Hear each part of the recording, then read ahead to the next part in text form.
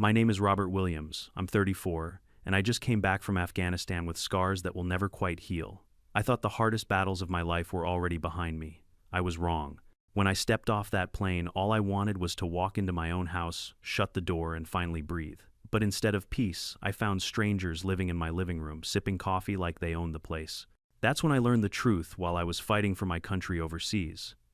Emily Smith, the iron-fisted 52-year-old president of our HOA, had sold my house for $500,000, without my knowledge, without my consent, without even a shred of shame. She thought I was just a broken veteran with no fight left in me. What she didn't know is that my father is Joseph Williams, the commander of the Navy SEALs. And when you mess with my family, you mess with him too. Before I dive into how this war exploded on my own street, let me ask you drop a comment with your location and your time zone. I want to see where my fellow fighters are tuning in from. When I first bought that house, I thought I had finally claimed a piece of the American dream. It wasn't some sprawling mansion with golden gates or marble floors, but it was mine. A modest 3-bedroom brick home with a little front porch where I could sip coffee in the mornings and a backyard big enough to grill steaks with my buddies when I came home from deployments. The walls smelled like fresh paint when I moved in, and I had proudly planted a flagpole out front the very next day, raising the stars and stripes high. I remember the neighbors waving, some of them genuinely friendly, others sizing me up with the usual suburban curiosity.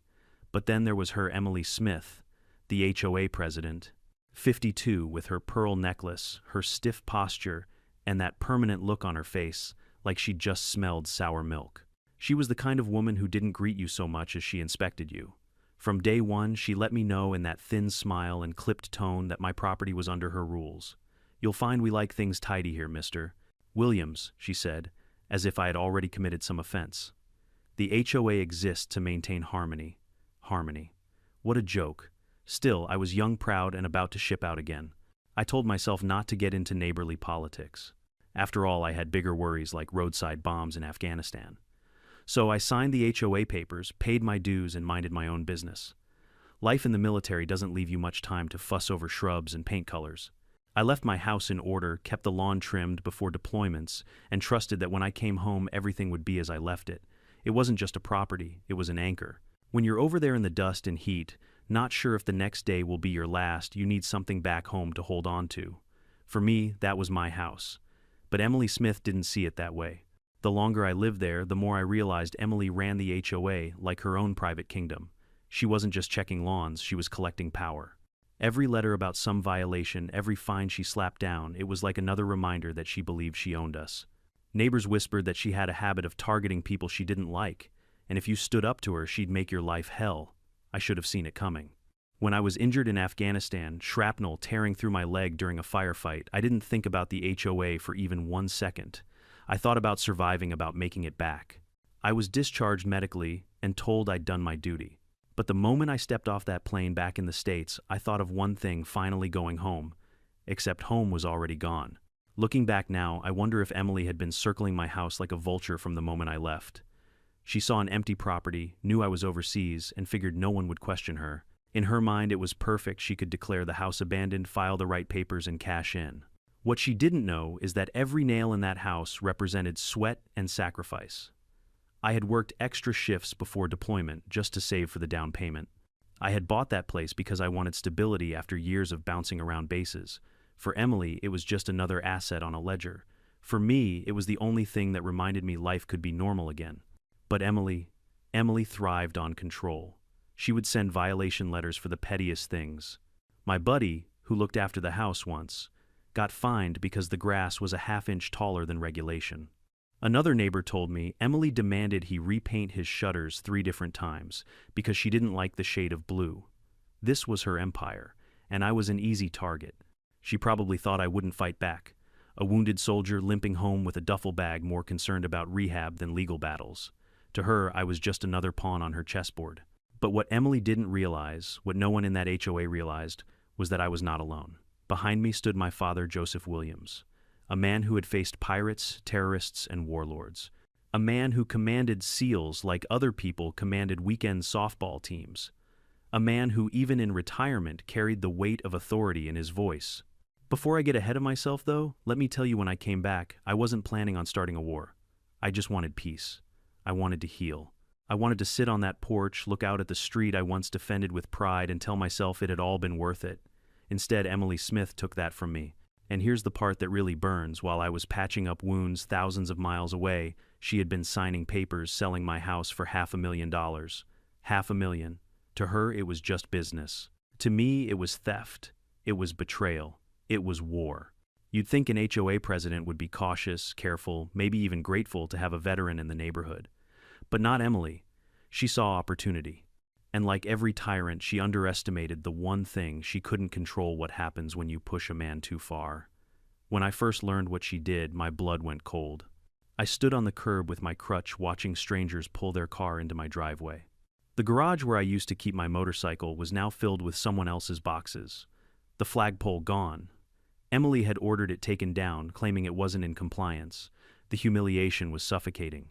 To fight overseas only to lose everything at home, it felt like betrayal from my own soil.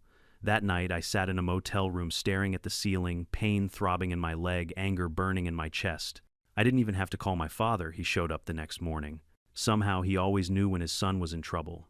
He walked in, saw me sitting there with my head in my hands, and said just 6 words: "Who do I need to talk to?" And that was the moment the battle lines were drawn. I don't think anything in combat prepared me for the sight of strangers living in my own home. Afghanistan had taught me to expect the unexpected, but this was a battlefield I never imagined, one paved with picket fences and manicured lawns. I limped up to my front steps that afternoon, duffel bag heavy on my shoulder, heart racing with anticipation. I could already picture myself dropping the bag by the door, collapsing into my old recliner, and breathing in the familiar smell of my place: wood polish, faint tobacco from the last cigar I smoked before leaving. But the door that should have been mine swung open to reveal a man I had never seen before. He wore khakis and a polo shirt like he'd just stepped out of a golf course brochure. Behind him, I could see a woman unpacking boxes in the kitchen, humming to herself. Their kids ran up and down the stairs, dragging toys across the hardwood floors I had paid for. "Can I help you?" the man asked, brows furrowed, as if I were the intruder. I froze. This is my house." The man gave me a confused look, then a tight smile. "I think you're mistaken, buddy. We bought this place last month. From the HOA." The words hit harder than shrapnel. I shook my head, my grip tightening on the duffel bag strap. "No, this is Robert Williams' house. My house." The woman peeked from behind him, whispering something in his ear. He stepped forward, blocking the doorway like a guard. "Look, I don't know what game you're playing, but we paid $500,000 for this. It's all legal. You need to leave." $500,000. My stomach dropped. The house I bled for, saved for, dreamed about, they had turned it into a cash transaction. I stumbled back onto the porch, eyes darting across the street, searching for some kind of explanation. That's when I saw her. Standing at the corner, clipboard in hand, smug smile stretched across her face like she had just won a battle without firing a shot. Emily Smith. She approached slowly, heels clicking against the pavement, every step deliberate. She had that self-satisfied smirk I'd seen a dozen times before, the one that said she was in charge here. "Robert," she cooed, her voice dripping with faux sympathy. "I didn't expect you back so soon." My jaw clenched. "What the hell did you do, Emily?" She tilted her head, feigning innocence. "You abandoned the property. HOA bylaws clearly state that after a certain period of neglect, we have the right to recover costs. We acted in the community's best interest." "Neglect," I barked, my voice echoing down the street. "I was serving in Afghanistan. I was wounded. That's not neglect, that's sacrifice." Her eyes flickered for a moment, but the smugness never wavered. "Rules are rules. You should have made arrangements." The board voted, and the sale was finalized. These lovely people are the new owners now. The lovely people peeked out from behind their doorframe, watching like nervous spectators. My heart pounded. This wasn't just about a house. It was about dignity, respect, everything I thought I had earned by wearing that uniform. "You stole my home," I spat. "You had no right." Emily folded her arms, pearls gleaming against her cardigan. "You signed the HOA agreement when you moved in. It's all there in black and white. If you want to challenge it, go ahead, but I'd save your energy.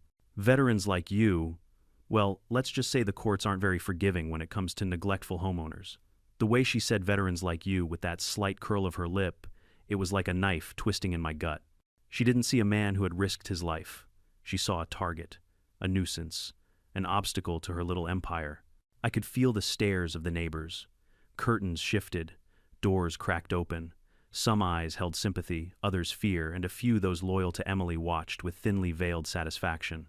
I wanted to scream, to push past that smug face, to drag my belongings out of that house and reclaim what was mine. But the truth hit me like a freight train legally. She had already made her move. My knees felt weak. I dropped the duffel bag onto the grass and stared at the house that once held my life. The flagpole I had planted gone. My furniture gone. The sense of safety I had clung to during long nights overseas obliterated. Emily leaned closer, lowering her voice just enough for only me to hear. You should move on, Robert. Start fresh somewhere else. This neighborhood has moved on without you. I swallowed, hard fists trembling at my sides. You think you've won, I muttered. Her smile widened. I don't think, Robert. I know. That night I checked into a cheap motel, my mind racing. I replayed the moment over and over, her smug face, the strangers unpacking their lives into my living room, the casual cruelty in her words. I had faced enemy fire, but this betrayal, this was personal. I lay awake, staring at the ceiling leg, throbbing with every heartbeat, until dawn broke. And that's when I realized I couldn't fight this battle alone. The next morning, as sunlight spilled through the motel blinds, there was a knock on the door. I dragged myself up, opened it, and there he was. Joseph Williams, my father. Tall, broad-shouldered, with a presence that filled the room before he even stepped inside. His hair was gray now, but his eyes still carried that steely intensity that once made enemies scatter on sight. He looked at me, really looked, and in that moment, he understood everything without a word. What happened? He asked, his voice calm but commanding. I told him. Every detail. The strangers in my house, Emily's smirk, the sale, the humiliation. He listened in silence, arms crossed, jaw set like stone. When I finished, there was a long pause. Then he said 6 words that would change everything. She has no idea who we are. And just like that, the battlefield shifted. This wasn't just Robert Williams, the injured veteran, against Emily Smith, the HOA tyrant. This was the Williams family, me and my father, a Navy SEAL commander, preparing to take on an empire built on fraud and arrogance. And for the first time since I'd come home, I felt something stir inside me again. Not despair, not helplessness, but resolve. Emily Smith had started this war. She thought it would be easy. But she had no idea the storm that was coming for her. If you've never walked into an HOA meeting, let me tell you, it's less like a gathering of neighbors and more like a courtroom drama mixed with a bad reality show. Plastic chairs lined up in neat rows, fluorescent lights buzzing overhead, and a long table up front where the board sits like kings and queens of suburbia. Except in this court, the judge, jury, and executioner all wore the same smug expression, Emily Smith. I limped through the doors of the clubhouse that evening, crutch in hand, fury in my chest. The moment I stepped in the room fell into an uneasy hush. Whispers fluttered like nervous birds. Everyone knew what had happened, or at least Emily's version of the story. She sat at the center of the long table, gavel and hand pearls, glinting beneath the cheap lighting. To her right and left sat the board members, 3 men and 2 women, faces blank, eyes shifting nervously. They weren't leaders, they were puppets, and Emily held the strings. Well, well, she said, tapping the gavel lightly, her voice carrying across the room. Look who decided to join us. Mr. Williams, the absentee homeowner. The words cut deep. Absentee. As if I'd been vacationing in the Bahamas, not dragging myself through dust and blood halfway across the world. I steadied myself on the crutch and took a step forward. This isn't your clubhouse, Emily. This is my neighborhood, and that was my house you stole. Gasps rippled through the audience. Some neighbors shifted uncomfortably. Others dared to meet my eyes with sympathy. But Emily didn't flinch. She leaned back in her chair, folding her arms. Mr. Williams, she said, her tone dripping with condescension, you signed the same agreement everyone else did. You failed to maintain your property. You failed to pay fines. You failed to communicate. The board acted within its rights. The matter is closed. Closed, my voice cracked louder than I intended. You sold my house while I was fighting for this country. You call that closed. That's theft. Her lips curled into that infuriating half smile. The rules don't make exceptions for soldiers, or heroes, or whatever title you want to claim. I slammed my crutch down so hard the sound echoed like a gunshot. You sit here parading around as a leader, but you're nothing but a thief hiding behind paperwork. You betrayed me. You betrayed this community. The room erupted in murmurs. I caught snippets. He's right, that's not fair. Careful, she'll find you next. Emily banged the gavel. Order, order in this meeting, but her voice didn't have the control it once did. I could see cracks forming in her armor. A man in the back stood up, Mr. Jenkins, a retired schoolteacher, who'd always waved at me before deployments. Emily, you can't just dismiss him. He served our country. We should be finding a way to help him, not punish him. Emily's eyes narrowed venomous. Mr. Jenkins, you're out of line. No, I barked, pointing a finger at her. You're out of line. You think you can bully this neighborhood into submission, but you made a mistake. You came after the wrong man. Her cheeks flushed. For the first time I saw a flicker of something in her eyes. Fear. No, not yet. But unease. You want to fight this, she said, leaning forward, her voice low and sharp. Good luck. We've got lawyers. We've got bylaws. We've got the support of this community. You don't stand a chance. I let out a bitter laugh. Lady, I've faced enemies who wanted me dead. You think a stack of bylaws is going to scare me? Gasps and scattered applause broke out before Emily silenced them with another slam of her gavel. Meeting adjourned, she snapped, standing up abruptly. This discussion is over. But the discussion was far from over. As the board members shuffled their papers and hurried out, I hobbled closer to the table, locking eyes with Emily. She tried to step past me, but I blocked her path. This isn't finished, I said, voice low, steady. You haven't just broken rules, Emily. You've broken the law. And I will prove it. Her smirk returned, though thinner now, less confident. Prove it, then she hissed. But when you lose, and you will lose, don't expect pity. Not from me, not from anyone. I wanted to scream to call her every name under the sun, but I didn't. Instead, I let silence hang between us, let her stew in the knowledge that I wasn't backing down. Because the truth was, even as much as her words burned, I had already decided I was going to war. When I stepped outside, neighbors clustered in groups, whispering, glancing my way. A few came up quietly. She's gone too far this time, one woman muttered. I tried to fight her once, a man said, shaking his head, but she buried me in legal fees. Be careful. Their warnings didn't scare me. They fueled me. Every whispered fear, every story of intimidation, it all painted a picture of a tyrant who had ruled unchecked for too long. Emily Smith might have stolen my house, but she had also given me something else purpose. That night back at the motel, my father sat across from me, arms crossed, expression grim but steady. So he said, you went to the meeting. Yeah. I rubbed my temples, the anger still raw. She laughed in my face. She thinks I can't touch her. Joseph leaned forward, eyes like steel. Then we'll show her she's wrong. His tone was calm, almost casual, but I knew that voice. It was the same voice he'd used to brief SEAL teams before missions. Quiet, controlled, but carrying the weight of absolute certainty. I looked at him, my chest tightening. Dad, this isn't a battlefield. This is paperwork, lawyers, bureaucracy. She's got it all locked down. He cracked the faintest smile. Robert, every battlefield has rules. You just have to know how to bend them. And trust me, this is a mission we can win. For the first time since I stepped back into that cursed neighborhood, I felt something new. Hope. But more than that, determination. Emily Smith wanted a fight. Now she was going to get one. And this time I wasn't fighting alone. My father didn't raise his voice. He never needed to. The weight of his presence did most of the talking. He closed the motel door behind him and gave the room a slow scan, the way men like him are trained to do: doorways, windows, sightlines, exits. Then he looked at me, and all that tactical calculation softened into something else, a father counting the new scars on his son. Tell me everything from the top, he said. I did. Not because I wanted to relive it, but because I owed him the full picture. The strangers in my living room. The way the kids' laughter bounced off the hardwood I'd paid for. The smirk on Emily Smith's face. The HOA meeting, the gavel, the pearl necklace that flashed every time she belittled me. The word absentee still rang in my skull like a taunt. He listened without interruption, hands folded back, straight eyes pinned to me. When I was done, he leaned forward, elbows on his knees. She moved fast, he said. Faster than a civilian usually moves. That means preparation. Paperwork lined up ahead of time, and if she set a trap, she got sloppy somewhere. You think it's a trap, I think it was a plan. He let that sit there for a beat. Our plan will be better. He pulled a small notebook from his jacket and clicked a pen. In neat, blocky handwriting, he wrote 3 words across the page: time, money, authority. Any operation, he went on, tapping each word with the pen. You map the terrain. What's her time horizon? Where's her money flowing? And who gave her the authority she claims to have? Once we map that, we create pressure points. We press. She cracks. Something in me steadied. My father wasn't just a man in a uniform with a chest full of ribbons. He was a strategist. He didn't come to shout at a meeting or bang on doors. He came to win. We started with time. How quickly had the HOA moved to declare my property neglected?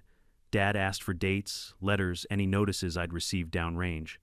I had a folder of mail that had been forwarded to base. Half of it arrived late or out of order. We spread the envelopes across the motel desk like a battlefield map. He built a timeline the day I deployed. The last time my friend mowed the lawn, the first letter about minor violations, the creeping fines, the final notice, and neatly circled the date of the sale. It's compressed, Dad said. Too compressed. They rushed. Next money. If you want to know what happened, follow the cash. We didn't have subpoena power yet, but we had common sense and a community that had been squeezed for years.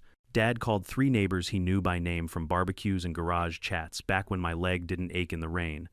Mr. Jenkins answered on the first ring and came by with a shoebox full of HOA receipts he'd saved out of pure spite. A young couple from 2 streets over brought their violation letters and a spreadsheet the wife had built to track random fees. A widower with a careful manner and a tremor in his hands showed us his check stubs and the note Emily had left on his door telling him to repaint his fence to a community-approved taupe. Dad laid the papers out in rows. Look at the dates, he said. Right before your house sold, fee revenue spikes. And these landscaping emergencies, 3 in a month, suspicious. We made copies at the motel front desk. The clerk, a sleepy guy with a crossword puzzle, watched us run page after page. Bad breakup, he asked. Something like that, I said. Finally, authority. Emily kept saying the bylaws. Fine. We would read every line. I printed the governing documents from the HOA website, their amendments, and the so-called abandonment clause. She waved like a talisman. Dad and I sat at the tiny motel table brewing coffee strong enough to wake the dead, and we read. My father traced paragraphs with his finger circling phrases in red material, breach notice, and cure due diligence, good faith. Every clause was a landmine if you didn't know where to step. He knew. She skipped steps, he said. A lot of steps. There's a due notice standard certified mail posted warning opportunity to remedy. They mailed notices, sure, but these postings, where's the photographic proof? Where's the board vote minutes? Where's the valuation? And this sale price was there, an independent appraisal. Emily said they followed the rulebook. Then, let's ask to see their bookmark. We set our first objective: secure the paper trail. Without the board minutes, contract, and appraisal, Emily's confidence was a costume. Dad drafted an email for me. Calm, surgical, no threats, just requests for records under state nonprofit and HOA statutes. He spiced it with citations that read, like latitude and longitude. Section this, subsection, that as a member requesting inspection of records. He CC'd the property management company, the HOA council's generic address, and this part was pure Dad, the city council liaison he'd met at a charity event 3 years earlier.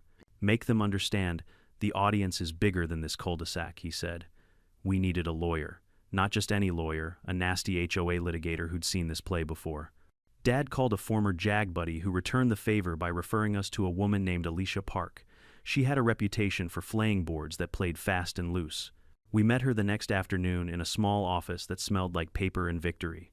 She wore no pearls, no pretense, only a sharp suit and sharper eyes. She listened, then asked one question: do you have documents? We slid the copies across her desk. She flipped through, stopping at the timeline at the abandonment clause at the fee spikes. Her eyebrow arched. This smells, she said, and I have a nose for rot. She scribbled a list. We'll file a preservation letter today. If they lose anything after this, it's spoliation. We'll also seek a temporary injunction to freeze any further transfer of title. She looked at me. I can't promise speed, but I can promise pressure. Apply it, Dad said. Alicia smiled. I live for it. That evening, pressure started to hiss out of Emily's kingdom like a punctured tire. The management company replied with a polite delay. We are assembling the requested records. Translation scrambling. The HOA's council sent a curt note. All actions complied with the bylaws. Alicia, in reply, CC'd a longer list of statutes and a judge's name like a loaded chamber. Then came the cracks. A member of the board, Derek, a man I'd barely noticed behind Emily's shadow, called from a blocked number. His voice shook. I never voted to sell your house, he said. Emily said we were just discussing options. Next thing I know, the minutes say board unanimously approves.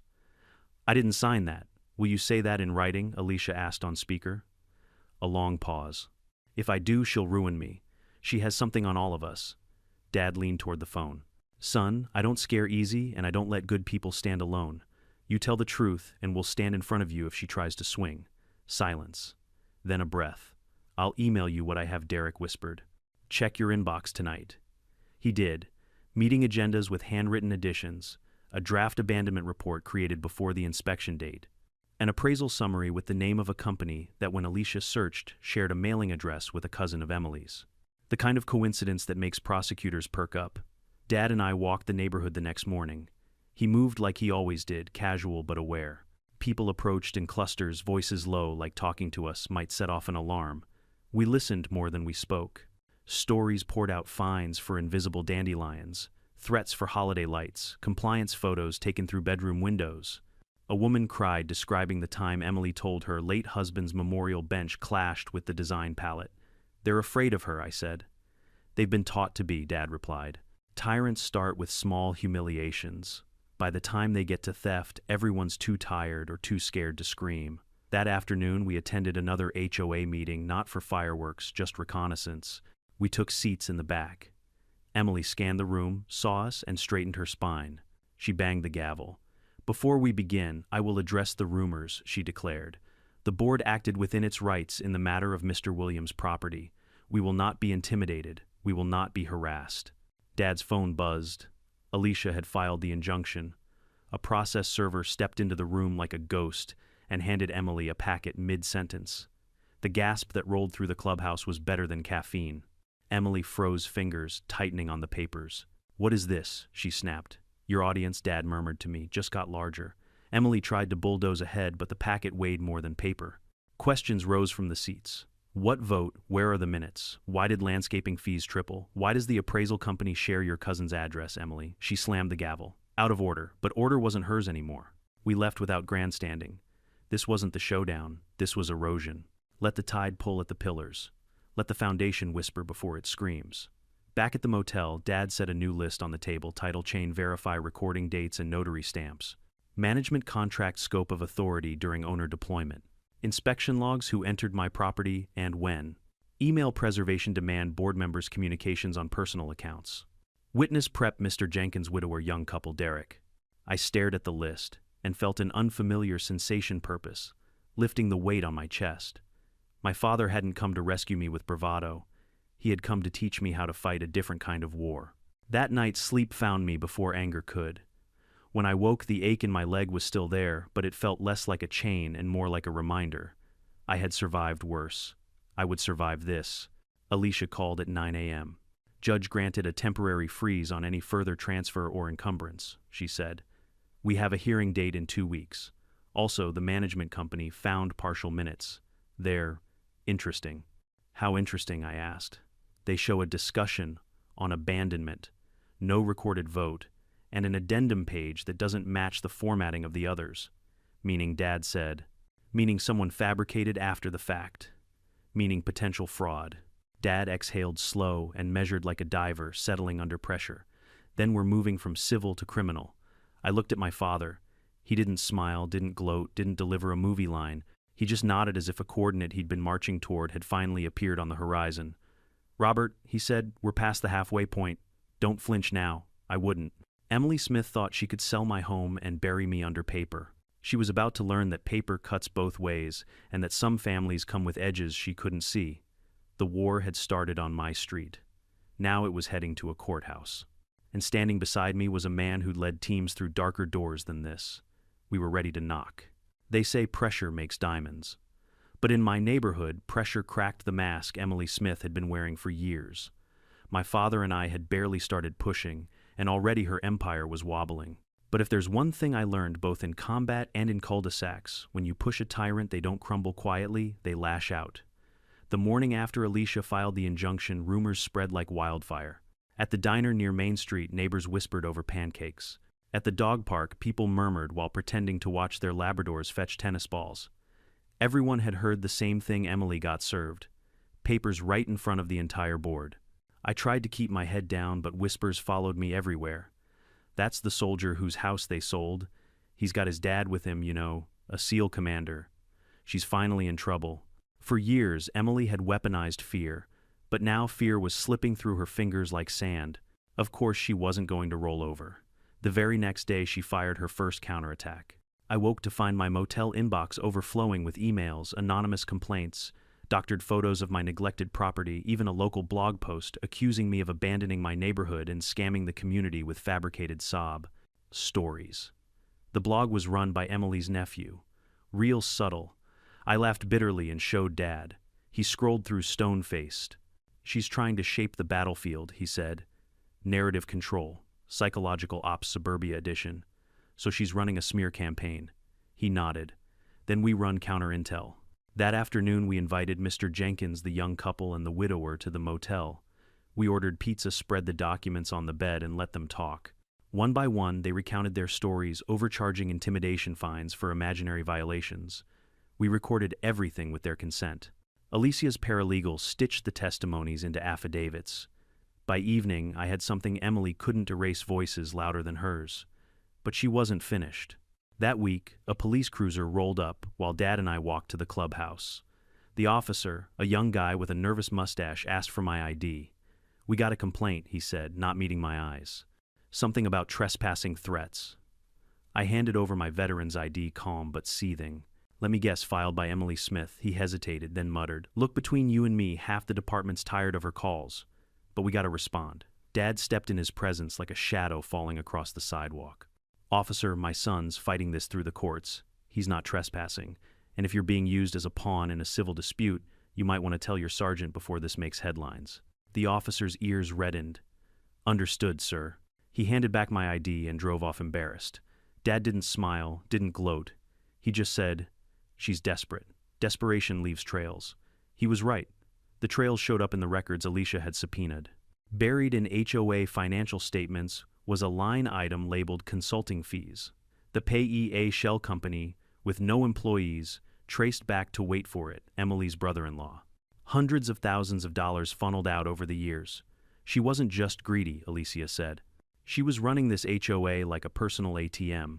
I felt anger boil in my chest, but this time it wasn't helpless rage. It was fuel.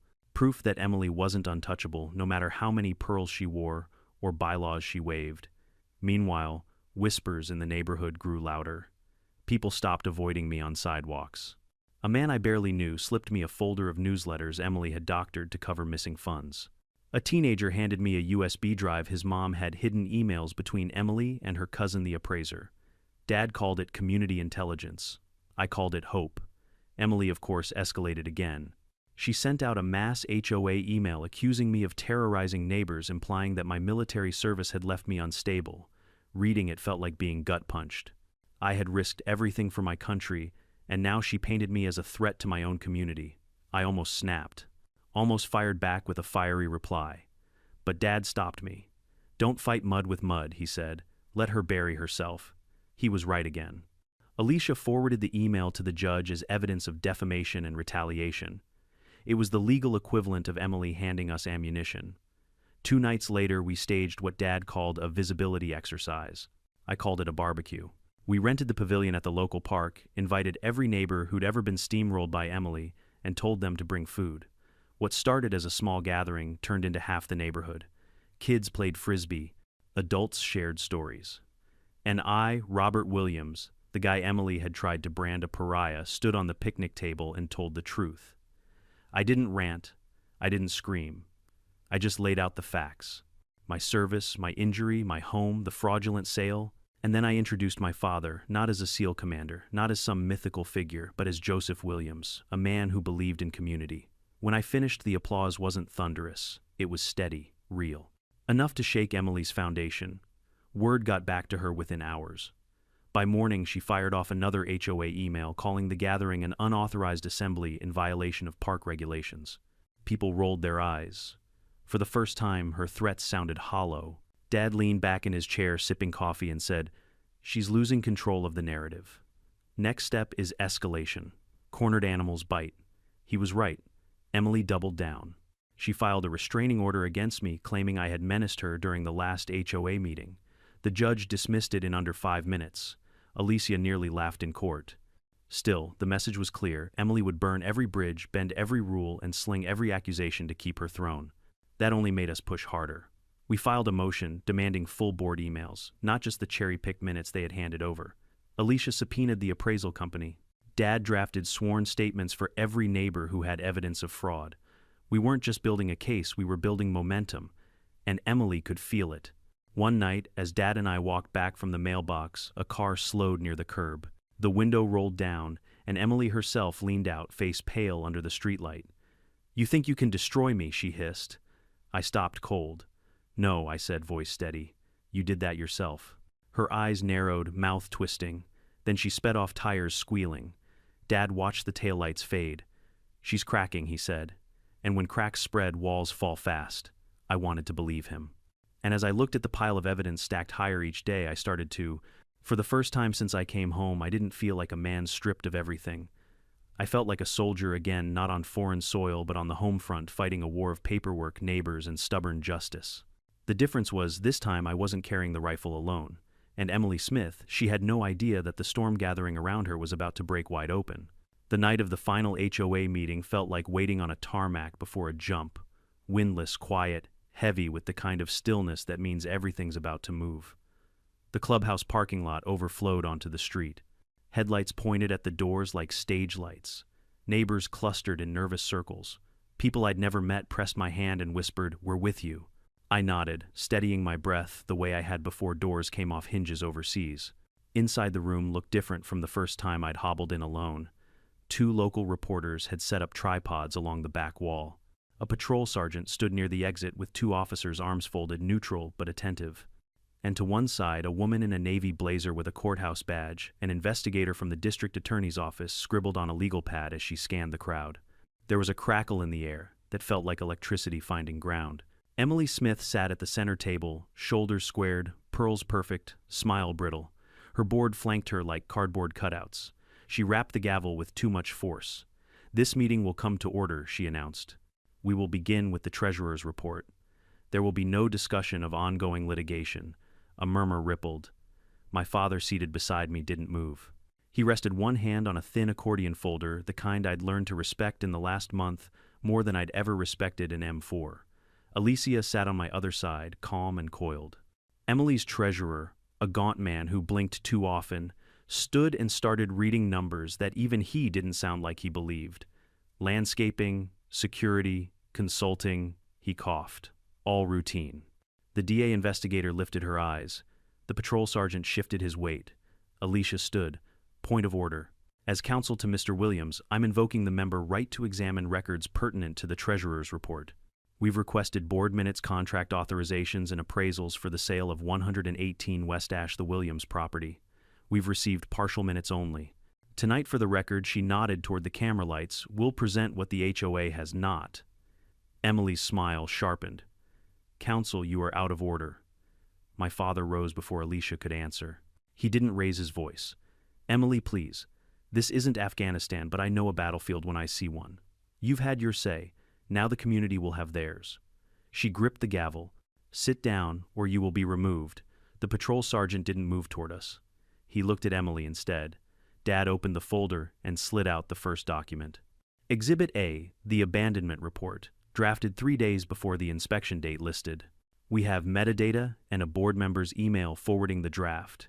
It proves pretext. Heads turned. People leaned forward, phones raised. Emily's smile flickered. Exhibit B, Dad continued the appraisal summary used to justify a quick sale.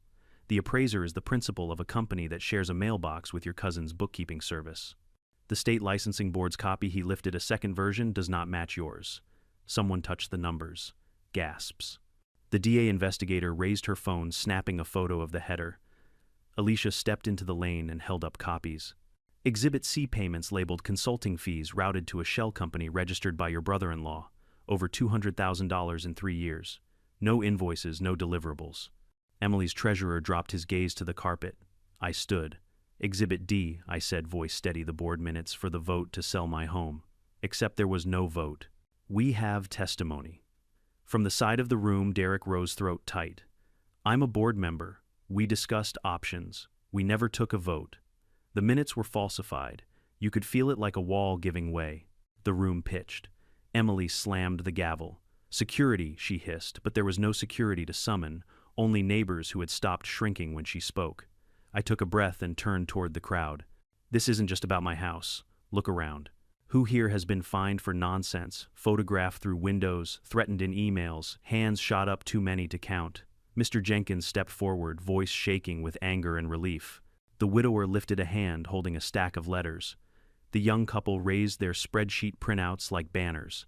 Alicia nodded to the DA investigator, who rose and addressed the board. As of this evening, the DA's office is reviewing potential criminal violations including forgery, fraudulent transfer, self-dealing, and embezzlement. We've issued a preservation notice. Any destruction of records going forward will be treated as evidence tampering. Emily laughed, a sharp, brittle sound that didn't reach her eyes. You can posture all you want. The sale is legal, the deed recorded. The new owners have rights. About that, Alicia said, and for the first time all night she smiled just a little. The court granted our motion this afternoon. Temporary rescission, pending adjudication, title is frozen. No encumbrances, no occupancy beyond what the court allows. And the new owners, she turned to the couple at my former doorway, have signed affidavits that they were misled and want out. They've named you Miss Smith as the party who assured them everything was pre-cleared. The couple stood from the back row, faces pale. The man raised a hand. We were told the owner was gone. We didn't know he was a veteran.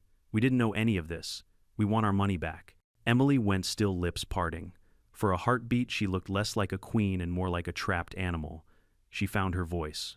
You think you can humiliate me. You think your soldier boy and his grizzled father can march into my community. And my father stepped forward, and in that small movement was decades of command. This was never your community, he said. You borrowed it like you borrowed authority, and the bill just came due. The patrol sergeant exchanged a glance with the DA investigator.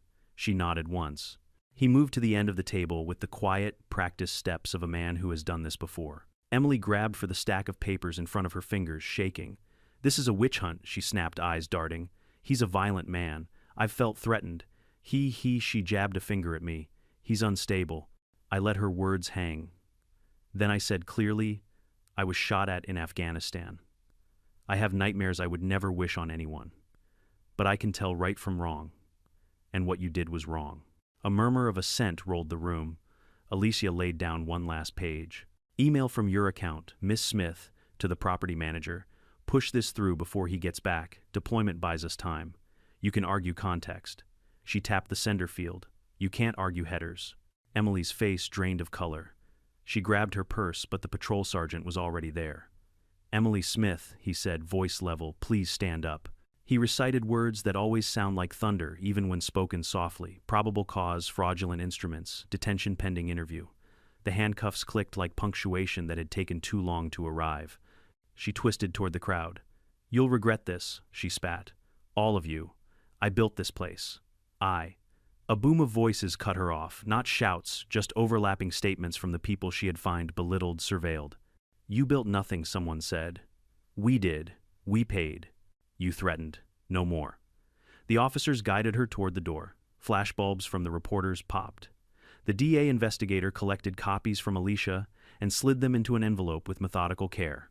The treasurer sank into a chair, a man finally seeing the math that mattered. The gavel lay on the table, knocked sideways, a prop nobody dared claim. For a long moment the room hovered between shock and something that felt like relief. Then Mr. Jenkins started clapping alone at first, each clap a little braver than the last. The sound spread, 2 hands, 10 100. It wasn't victory music, it was release. I looked at the front of the room, at the vacant seat where Emily had ruled, at the stack of bylaws that would outlive her, at the neighbors whose shoulders had dropped an inch because they no longer feared their mailbox. I wasn't smiling. I was breathing. Alicia touched my elbow. We're not finished, she whispered. Civil recovery. Governance reform. Election oversight. This is the middle, not the end. I know, I said. And I did. The war didn't end when the shooting stopped. It ended when the ground was held, rebuilt, and made safer than we found it. My father set a hand on my shoulder the way he used to when I was a kid after a scraped knee, not coddling, just steady. You did well, he said. We did this, I answered. Outside night air met us cool and clean. Neighbors approached, not timidly now, but openly. The widower pressed a folded photo into my hand, his late wife on a bench. Emily had once called non-compliant, smiling under a maple tree. Thank you, he said. For her, I swallowed hard. You're welcome. Across the lot, a reporter called my name. I shook my head. Not yet. Tonight wasn't about a headline. Tonight was about the sound of handcuffs and gavelwood gone silent. My leg ached, but the pain felt different, less like a chain, more like a scar with a story. I looked at the clubhouse one last time. The fluorescent lights, the plastic chairs, the table where a paper tyrant had mistaken fear for respect. Tomorrow we would file motions, tally damages, draft reforms. Tonight we walked back through a neighborhood that felt a little bit more like home. The wind shifted. Somewhere a flag tapped its pole. I followed the sound with my eyes and saw it fresh cloth, bold stripes catching the light from a porch. Not mine. Not yet. But soon. The morning after Emily Smith was hauled out of the clubhouse in handcuffs, the neighborhood felt like it had been washed clean by a storm. For years, fear had hung over those streets like humidity. You couldn't see it, but it clung to everything. Now, for the first time, I saw kids riding bikes without parents peeking nervously through blinds. People waved without looking over their shoulders. It wasn't perfect, but it was lighter. For me, though, the war wasn't quite over. Emily's arrest had frozen the fraudulent sale of my house, but my home wasn't just handed back overnight. Legal gears grind slowly, and she had built a web of paperwork thicker than spider silk. Luckily, we had Alicia, and Alicia wasn't the type to leave prey half-caught. She filed for rescission damages and restitution. In plain English, we weren't just getting my house back, we were going after every dime. Emily siphoned every fraudulent signature, every intimidation tactic. Meanwhile, the board collapsed like dominoes. The treasurer resigned within 24 hours. 2 members sent panicked emails begging to cooperate. Derek, the man who had first cracked, became a whistleblower, handing over entire thumb drives of minutes Emily had doctored. At the next emergency community meeting, this time chaired by an interim mediator from the city neighbors, voted unanimously to dissolve the old board. In its place, a transitional committee was set up to oversee fair elections. For the first time, people who had lived in fear of Emily were raising their hands to volunteer. Jenkins was nominated treasurer on the spot. The young couple agreed to handle landscaping oversight. Even the widower with the non-compliant bench offered to run compliance, joking that at least he'd do it with compassion. And me, they offered me a seat. I shook my head. I didn't come back to be in charge of anyone. I just wanted my home. But the truth was, it felt good to know I had the choice. That was a freedom Emily had tried to strip from everyone. The civil case moved swiftly. Alicia built it like a fortress fraud breach of fiduciary duty, unjust enrichment. Piece by piece, she stacked evidence until even Emily's own attorney advised settlement. Facing criminal charges, civil penalties, and neighbors lining up to testify, Emily caved. The court awarded me not just the return of my house, but a sizable judgment for damages and emotional distress. The new owners were reimbursed from the HOA's insurance fund, and they moved on without a fight. My flagpole went back up within a week of the ruling. The first night I slept again under my own roof. The air smelled faintly of fresh paint from the repairs. I lay in my recliner leg, throbbing but heart steady, listening to the house creak and settle like it was welcoming me home. Emily Smith, meanwhile, lost everything. Her assets were frozen, her brother-in-law's shell company investigated, her cousin's appraisal license suspended. Neighbors who once trembled at the sight of her SUV now shook their heads and muttered. She thought she was untouchable. She went from queen bee to cautionary tale in a matter of weeks. One afternoon, standing on my porch, I saw Joseph watching me from the sidewalk. My father, the man who had stared down warlords, who had commanded SEALs through hell and back, now just nodded at the sight of me in my chair, coffee steaming, flag waving. "You held the ground," he said simply. I smiled. "Couldn't have done it without backup." He gave the faintest grin. "That's the thing about Williams' men. We don't fight alone." Life in the neighborhood slowly normalized. Fines dropped to sensible levels. Meetings became actual discussions, not coronations. The bench memorial stayed freshly repainted by volunteers. Holiday lights sparkled without threats of citations, and people started calling the place what it always should have been, a community. As for me, I still carried the scars, visible and invisible. But my home was no longer a symbol of what I'd lost. It was proof of what we could take back. Proof that even when you've been beaten down, underestimated, written off, you can rise. Because Emily Smith thought she could sell a soldier's house while he was bleeding in a desert halfway across the world. She thought she could bury me under bylaws and signatures. She thought my injury made me weak, my absence made me powerless. But she forgot one thing. I wasn't just a soldier. I was Robert Williams, son of Joseph Williams, SEAL commander. And when you mess with a man like me, you mess with my father too. And no HOA tyrant on earth survives that kind of mistake. This story may sound like a suburban soap opera, but to me, it was a reminder carved deep: never let anyone convince you that power makes them right. Emily Smith built her throne on fear and paperwork. She thought control meant ownership. But in the end, she learned that truth, resilience, and solidarity can topple even the most smug tyrants. When I stood on that porch, watching strangers unpack their lives into my living room, I felt broken. I thought I had nothing left to fight with. But then I remembered something my father had always said: son battles are won long before the first shot. They're won in preparation, in persistence, in never backing down. We all face Emily Smiths in life. People who think they can intimidate, cheat, or bully their way through. And maybe we can't all call in a SEAL commander for backup. But we can stand together. We can speak the truth when others whisper. We can refuse to let injustice sit comfortably. So here's my lesson: don't fight alone, and don't give up just because the other side looks bigger. Paper tyrants crumble faster than you think when light shines on them. If you've ever fought an HOA, a bully, or someone who thought they were untouchable, drop a comment below. I want to hear your story. And if you haven't yet, hit that subscribe button. Because trust me, you won't want to miss the next battle.